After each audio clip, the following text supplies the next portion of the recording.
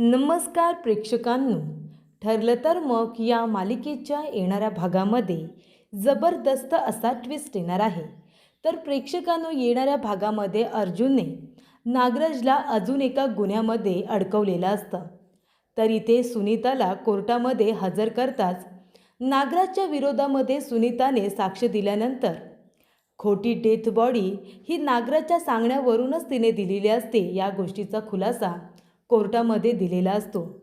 नागराजच्या विरोधामध्ये साक्ष देताच अर्जुनने नागराजला अजून एका गुन्ह्याखाली अडकवलेलं असतं आणि त्यानंतर अर्जुनने अजून एक महत्त्वाचा पत्ता बाहेर काढलेला असतो आणि तो म्हणत असतो की हा माझा हुकमी एक्का आहे. आणि त्याने साक्ष दिल्यानंतर 22 वर्षांपूर्वी रविराज किल्लेदार यांच्या गाडीचा अपघात घडून आणण्याची सुपारी नागराज किल्लेदार यानेच महिपतला दिली होती, या गोष्टीचा खुलासा होणार आहे आणि त्या सत्यावरती शिक्कामोर्तब होणार आहे. तेव्हा प्रेक्षकांनो, आता नक्की तो साक्षीदार कोण असणार आहे? तो साक्षीदार दुसरा तिसरा कोणी नसून बाबू ड्रायव्हर असणार आहे. बाबू ड्रायव्हरने आता त्या माणसाला जरी नावाने ओळखलं नसलं तरीसुद्धा तो एक जंटलमन माणूस होता, जो महिपत बरोबर होता आणि त्यानेच ती सुपारी दिली होती, ही गोष्ट बाबूला माहिती होती. मग तो माणूस नक्की कोण आहे हे बाबूला दाखवल्यानंतर तो नागराज किल्लेदार आहे हे बाबू ड्रायव्हरने ओळखलेले असते. आणि तेव्हाच प्रेक्षकांनो, येणाऱ्या भागामध्ये आता कशा पद्धतीने या गोष्टी पुढे घडत जातात आपण सविस्तरपणे बघूया. तर प्रेक्षकांनो, आपण बघितलं इथे आता महिपतला एका वेगळ्याच गोष्टीचं टेन्शन आलेलं असतं.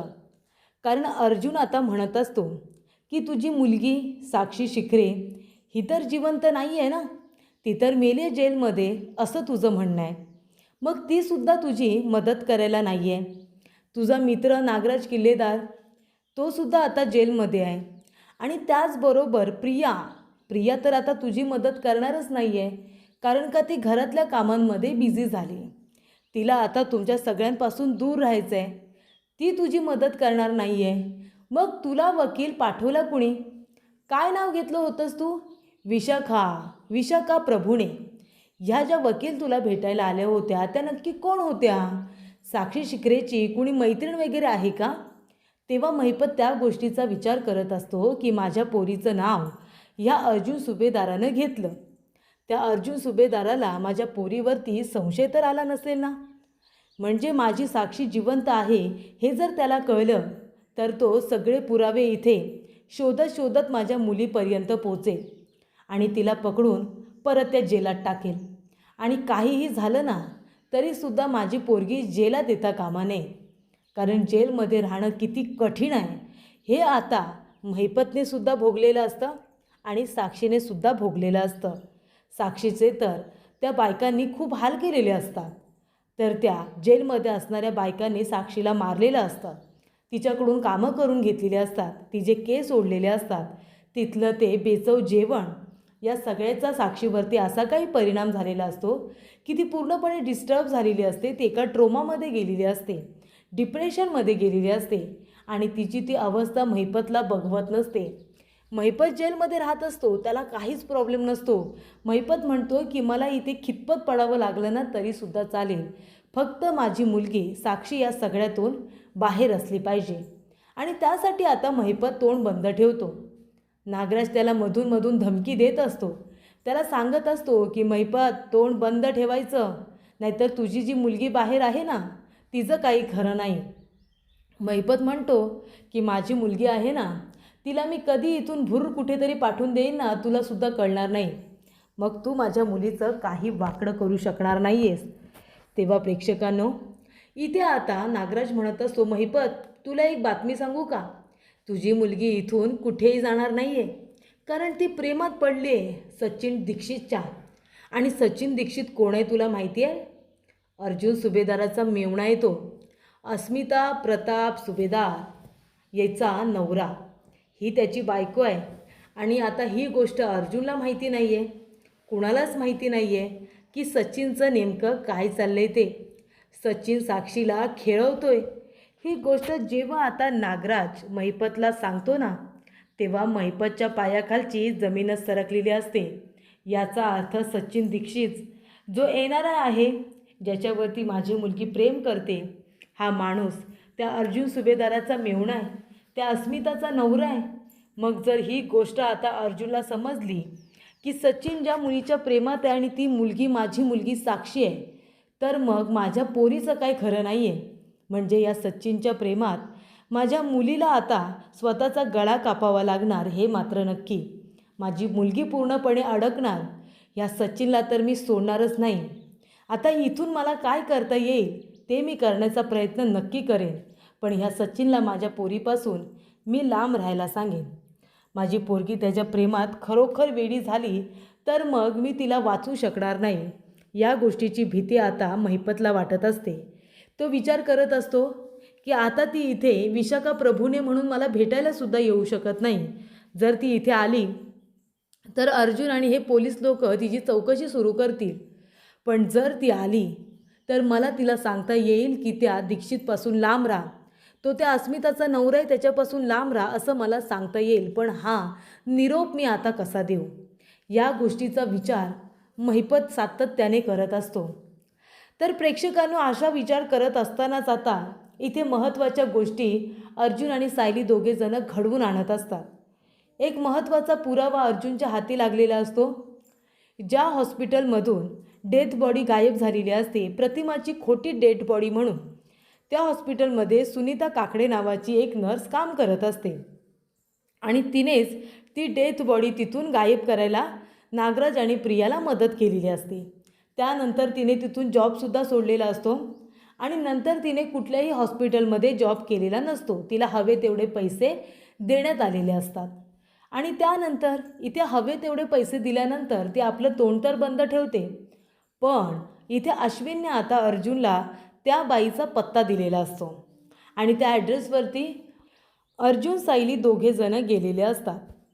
तेव्हा प्रेक्षकांनो, इथे आता अर्जुन विचारपूस करत असतो की तिथून एक डेथ बॉडी गायब झाली, त्याबद्दल तुम्हाला काय माहिती आहे का? तर ती उडवाउडवीची उत्तरं देत असते. ती म्हणत असते की मी हॉस्पिटलमध्ये काम करते, दिवसभरामध्ये कितीतरी डेथ बॉड्या तिथे यायच्या, त्या मी मार्गी लावत होते. आता मी कुणाचं आणि काय काय लक्षात ठेवू? तेव्हा इथे अर्जुन म्हणत असतो, हे बघा, तुम्ही ड्युटीवरती असताना तिथून एक डेथ बॉडी गायब होते आणि रेकॉर्डमध्ये काहीच दिसत नाही. पण काहीतरी तुम्हाला आता पेपरवर्क करावा तर लागतोच ना, काहीतरी लिखाण टिप्पण करावंच लागतं. ते आमच्या हाती लागले. जो तुम्ही पेपरवर्क केलं आहे ना, तो माझ्या हाती लागला आहे. त्यामुळे तुम्हीच ते सगळं केलं आहे ते मला कळलं आहे. तुम्ही जर व्यवस्थितरित्या सांगितलं की महिपत नागराजबरोबर तुमचा काय संबंध आहे, तर मी तुमची इथे आता जी शिक्षा आहे ती कमी करेन, नाहीतर तुम्हाला माफीचा साक्षीदार बनवेन. पण जर तुम्ही खोटं बोललात तर मात्र मी तुमची शिक्षा कमी करू शकत नाही. ह्या प्रकरणामध्ये मी तुम्हाला अडकवू शकतो, ते सुद्धा कायदेशीर.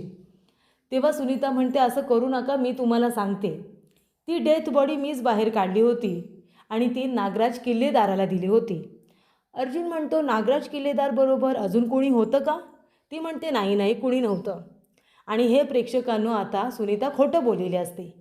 पण अर्जुनने तिला एक गोष्ट सांगितलेली असते की तुम्हाला नागराजच्या विरोधामध्ये साक्ष द्यावी लागेल की इथे प्रतिमाची खोटी डेथ बॉडी अरेंज करायला नागराज किल्लेदाराने तुम्हाला सांगितलं होतं. एका बाईचं वर्णन दिलं होतं आणि त्या वेळेची साधारण बाई तुम्हाला शोधून काढायला सांगितली होती आणि ते DNA रिपोर्ट वगैरे सगळे नागराज किल्लेदाराने मॅनेज केले होते. हे सगळं तुम्हाला कोर्टामध्ये साक्ष द्यावी लागेल, म्हणजे मी तुमची शिक्षा कमी करू शकतो.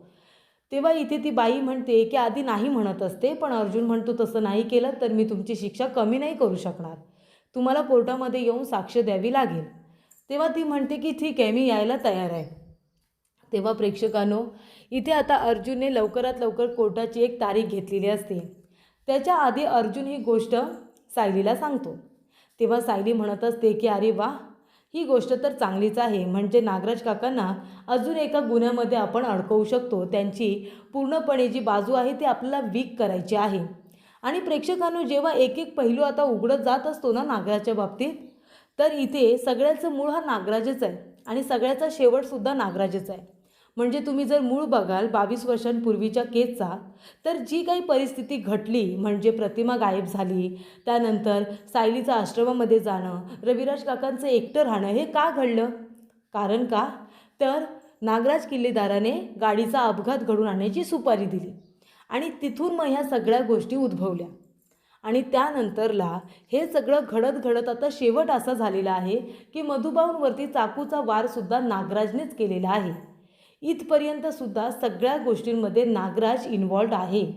आणि तेव्हा प्रेक्षकांनो, इथे आता अर्जुनने ठरवलेलं असतं की एकदा का सुनीताने नागराजच्या विरोधात साक्ष दिली की आपण आपला हुकमाचा एक्का बाहेर काढायचा, तो म्हणजे बाबू ड्रायव्हर. बाबू ड्रायव्हरला सुद्धा विटनेस बॉक्समध्ये आणायचा आणि नागराजच्या समोर उभं करायचं. आणि मग त्याला मी विचारणार की आता सांग तू बाबू ड्रायव्हर, महिपतला सुपारी देणारा माणूस कोण होता? तो हाच होता का? यालाच तुम्ही महिपतबरोबर बघितलं होतं का जंटलमन माणसाला? तेव्हा इथे बाबू ड्रायव्हर नागराजचंच नाव घेणार मला माहिती आहे. सायली म्हणते कसं काय? पण त्यांना तर नाव लक्षात नाही आहे ना. अर्जुन म्हणतो नाव लक्षात नाही आहे पण चेहरा तर आहे. मी बाबू ड्रायव्हरला नागराजचा चेहरा दाखवला, त्याचा फोटो दाखवला, तेव्हा बाबूने हे कबूल केले की हाच तोच माणूस आहे ज्याने महिपतला रविराज किल्लेदार यांच्या गाडीच्या अपघाताची सुपारी दिली होती. तेव्हा सायली म्हणते अरे वा, ही तर खूप चांगली गोष्ट आहे. म्हणजे आपण आता नागराजच्या विरोधामध्ये अजून ठोस साक्षीदार आणि पुरावे गोळा करतोय त्याची केस वीक करायला. तेव्हा इथे कोर्टाची तारीख मिळालेली असते, सगळेजण कोर्टामध्ये जमलेले असतात.